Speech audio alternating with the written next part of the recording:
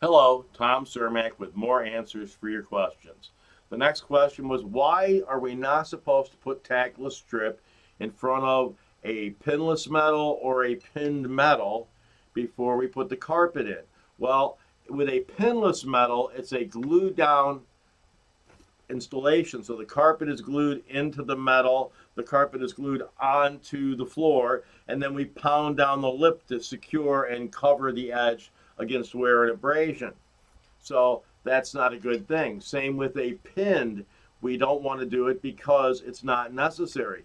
For this purpose, it's not necessary because the pins are doing the tackless's job. So if you properly engage this, it's going to hold the carpet in place as well or better. You'll see the pins are much closer together on the threshold strip, giving it more grip and more dimensional stability. So it's not necessary. The other problem is when we put the tackless strip next to any type of metal behind it, it creates, see how thin the metal is? See how thick the tackless is? It creates a point where the carpet goes up like this and then breaks down at the edge right here. So the carpet actually has a gap here, and where it's going to break is right at this edge on the tackless. It's going to break the secondary backing. And then we're going to have problems with delamination, fraying, etc., etc.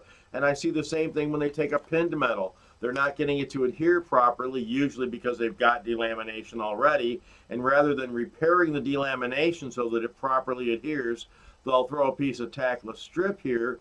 And when they put it in, then it'll hold because the tack strip is holding, but they're not getting it to hold in here, and they already have a delamination problem. Instead of doing something that's going to cause it to break on this back through subsequent foot traffic, why not just take our latex and maybe some scrim too, depending on how bad the delamination is, and repair it before putting it into the metal?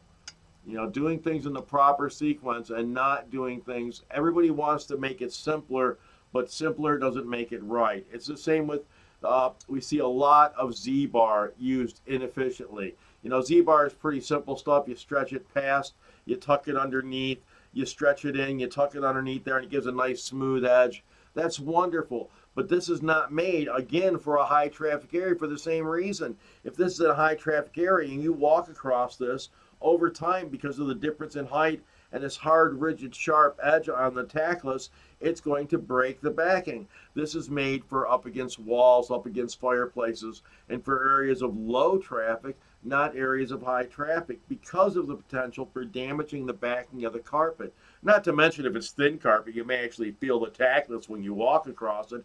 It's different. Remember, when we walk across carpet, when we put tackless around the edges, the gully is 3/8 of an inch at the most, so it's a thin gully, and then the 1 inch of the carpet. So we're putting this up 1 3/8 of an inch from the wall. Nobody ever walks on that. So even with thin carpet, nobody's ever going to walk on those pins to notice them. But in a high traffic area, it's going to be very noticeable. And they're not going to break the back walking on it because they're not going to walk 1 3/8 of an inch from the wall to do that backing damage. So this is why we do it the way we do.